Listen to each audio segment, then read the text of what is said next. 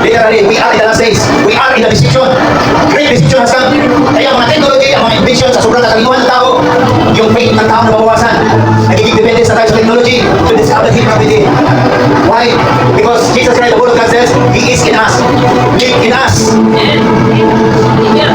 In the book of Colossians chapter 2 verse 9, the fullness of God, the deity of God, the Father, the Son, and the Holy Spirit will in us. Amen. Amen. Kaya isa sa maritan ng babae in the wheels of Jacob.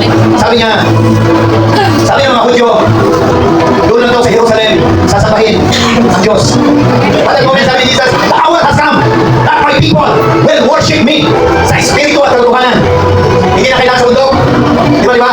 In your secret place. In your secret place, this is from your heart. Amen. Kaya pag sinabi ko ng Spirit, He is operating in our heart. Oh, hallelujah. Ang pag-naramdaman ko ng kalakasan, promise na yung life.